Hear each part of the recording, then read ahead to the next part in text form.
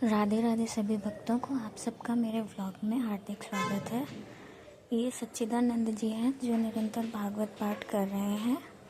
और अब आइए चलिए सुनते हैं व्यास जी के मुख से ध्रुव जी का चरित्र और मन को आह्लादित करते हैं। वहां पर सुरुचि माता थी, उन्होंने ध्रुव जी को धक्का मार के गिरा दिया और कहा कि तेरा नसीब में ऐसा योग नहीं है कि तू जाकर के पिता के गोद में बैठे, तू दासी का पुत्र है। महाराज के गोद में मेरा बेटा तब बैठेगा, युवराज है वो, तू नहीं है। धक्का मार के गिरा दिया और भगा दिया राजमहल से। ध्रुव जी 5 वर्ष के थे, उस समय अवस्था थी। रोते रोते गए और सुनीति माता को सारी कथा सुनाई। माता ने कहा बेटा कोई बात नहीं, गोद में लेकर के लाला को आंसू पोंछ रही है और तेरी लाला कोई बात नहीं, चिंता ना कर। जिस दिन तू लायक बन जाएगा परमात्मा तुझे गोद में बिठाएंगे। ध्रुव जी ने कहा कि ठीक है, अब मैं प्रतिज्ञा करता हूं कि जब तक मुझे परमात्मा अपने गोद में नहीं बिठाएंगे तब तक मैं घर वापस नहीं आऊंगा। अपनी मां को ऐसा आश्वासन देकर के ध्रुव जी वहां से निकल गए। जंगल होते हुए आगे बढ़ रहे हैं। 5 वर्ष का बालक है, कुछ पता नहीं, कुछ अता नहीं, कहाँ जाना है, कहाँ खाना है, कहाँ पीना है, कुछ पता नहीं। ध्रुव जी घर से निकल गए और जा रहे। जब जंगल में, घोर जंगल में पहुंचे तो नारद जी कहीं से घूमते हुए जा रहे थे। नारद जी को बालक दिखाई दिया। नारद जी को दया आ गई। ध्रुव जी को देख करके नारद जी नीचे उतरे और ध्रुव जी के पास में गए।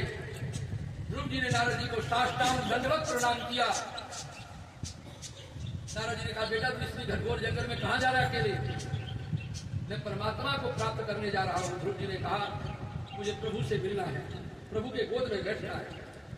नारद जी ने कहा बेटा ये बातें तो सही है पर इतना आसान नहीं होता प्रभु को प्राप्त करना। अभी तू छोटा बालक है, तेरी माँ परेशान हो रही होगी और ये जंगल बड़ी खतरनाक है, यहाँ हिंसक जीव जंतु है, कोई भी तेरे को मार देगा।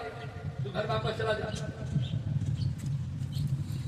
घर में जाकर के भजन कीर्तन कर, जब समय आएगा तो प्रभु तेरे को अपने आप दर्शन दे देंगे, कोई बात नहीं। ध्रुव जी ने कहा महाराज मैंने घर से प्रतिज्ञा करके निकला हूं कि जब तक प्रभु मुझे अपने गोद में नहीं बिठाएंगे तब तक मैं घर वापस नहीं जाऊंगा, चाहे कुछ भी हो जाए। आप मेरे गुरुदेव बनिए, मैं आपके चरणों में प्रणाम करता हूं। आप मेरी गुरु बन करके मुझे दीक्षा दीजिए कि मेरा यज्ञ कैसे सफल होगा, मुझे प्रभु की प्राप्ति कैसे होगी। नारद जी ने देखा कि बच्चा बड़ा हठधर्मी है, जिद्दी है, ये मानेगा नहीं। जब सदगुरु मिल जाते हैं तो शिष्य की सभी मनोकामनाएं पूर्ण हो जाती है। ध्रुव जी को नारद जी इसीलिए आए थे। नारद जी ने गोद में उठा लिया, कहा बेटा तू बड़ा धन्य है, तेरा जैसा शिष्य जिसको मिले उसका आनंद ही आनंद है। नारद जी ने उसे कहा कि यहाँ से थोड़ा आगे जमुना जी का तट है और वहां पर बहुत ही सुंदर मनोहर दृश्य है। उस स्थान पर जाकर के तुम ओम नमो भगवते वासुदेवाय, ये महामंत्र जो है नारद जी ने ध्रुव जी को दिया और कहा कि 6 महीना वहां पर जाकर के एकाग्रचित होकर के इस महामंत्र का तुम जाप करना, तुम्हारा काम पूर्ण होगा, प्रभु के दर्शन होंगे। सूर्य महाराज कहते हैं कि हे राजन, गुरुदेव से आज्ञा लेकर के ध्रुव जी महाराज वहां से गए हैं जमुना जी के किनारे और वहां पर जाकर के उन्होंने समाधि लगाई है और एक पांव पर खड़ा होकर के भगवान का, नारायण का सुमिरन उन्होंने मात्र 2 महीना किया। तीसरा महीना प्रारंभ ही होने वाला था कि भगवान नारायण का आसन अपने आप ढूंढने लगे, शेष सैया हिलने लगा। लक्ष्मी जी कहने लगी ऐसा क्या हुआ, आज तक कभी भी ऐसा नहीं हुआ था। भगवान ने कहा कि मेरा एक भक्त है, 5 साल का बालक है, लेकिन उसकी भक्ति ऐसी सुदृढ़ है, उसके कारण ही ये पृथ्वी हिल रही है। भगवान गरुड़ पर बैठ करके लक्ष्मी सहित आए हैं और ध्रुव जी को दर्शन दिए हैं। ध्रुव जी वहां से भगवान का बड़ा सुंदर वंदन किया। अमोघम पुंडरीकाक्षं नरसिंहं दैत्यसूदनम ऋषिकेशं जगन्नाथं वागीशं वरदायकं गुणत्रयं गुणातीतं गोविंदं गरुड़ध्वज जनार्दनं जनानंदं जानकी वल्लभं जयं प्रणमामि सदा सत्यं नारायणं मतः परं दुर्गमे विस्मे घोरे शत्रुभिः परिपीडते विविधा वस्तु दुष्टे सुतधाने यद्भवम् नामाने तानि संकृत्यं शितं फलमाप्नुयात्। ध्रुव जी ने भगवान की बड़ी वंदना की। भगवान ने गोद में उठा लिया, अनेक प्रकार का आशीर्वाद दिया। ध्रुव जी को भगवान ने कहा वरदान मांग बेटा वरदान मांग। ध्रुव जी ने कहा कि प्रभु मुझे यही वरदान दीजिए कि मैं अब पुनः संसारिक माया में न लगूं। मुझे माया की जरूरत नहीं है, मुझे तो आप मिल गए, यही सबसे बड़ी कृपा है। भूखे को यदि भोजन मिल जाए, प्यासे को यदि पानी मिल जाए तो उसको दूसरी वस्तु की आवश्यकता नहीं होती। कोई छक्कर के पानी पी ले और उसको आप जाकर के लस्सी पिलाओ, कहेगा नहीं मुझे नहीं पीना, मैं तृप्त हो चुका हूं। आज ध्रुव जी को भगवान अनेक तरह से समझा रहे हैं। ध्रुव जी भगवान को कह रहे कि मुझे अब माया में नहीं रहना, मुझे तो भक्ति का ही आप आश्रय दीजिए।